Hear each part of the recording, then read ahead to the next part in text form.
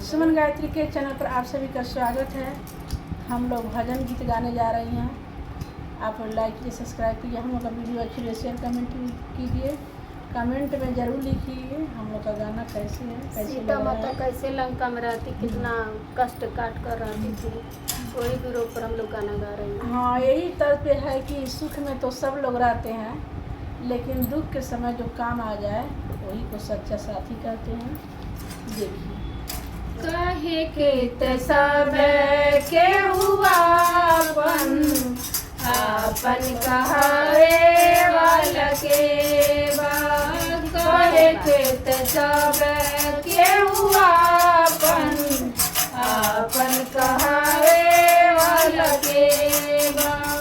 सुखवा सब कोई बाट, दुखवा बटावे वाला के बा। सुखवा सब कोई बाट, दुखवा बटावे वाला के बा। कहे के सब के हुआ आपन कहावे वाला के बा। कहे के सब के हुआ आपन कहावे वाला के बा।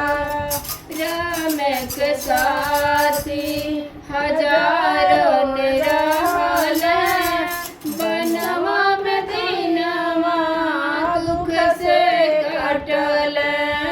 राम के साथी हजारों ने रहल, बनवा में दिनवा दुख से कटल। सुखवा में सब के बाट, दुखवा बटावे वाला के बा। सुखवा में सब के बाट, दुखवा बटावे वाला के बा। कहे के सब के आपन कहावे वाला के बा। कहे के सब कोई आपन कहावे वाला के बा। सुखवा सब कोई बाट, दुखवा बटावे वाला के बा। सुखवा सब कोई बाट, दुखवा बटावे वाला के बा। सीता के सहेली हजारन रहली, लंका में दिन बड़ा दुख से बीतली।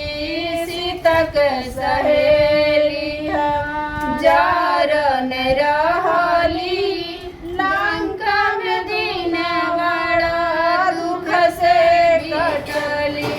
सुखवा सब कोई बाट, दुखवा बटावे वाला के बा। सुखवा सब कोई बाट, दुखवा बटावे वाला के बा। कहे के सब के आपन कहावे वाला के बा। कहे के सब के हुआ आपन कहावे वाला के बा। सुखवा सब कोई बाट, दुखवा बटावे वाला के बा। सुखवा सब कोई बाट, दुखवा बटावे वाला के बा। लखन के साथी हजारन रहल, सीनवा पे बाण जाके लगल। लखन के साथी हजारन रहल, सीनवा पे बाण जाके लगल। सुखवा सब कोई बाट, दुखवा बटावे त सब कोई आपन आपन कहावे वाला के बा कहे के त सब कोई आपन आपन कहा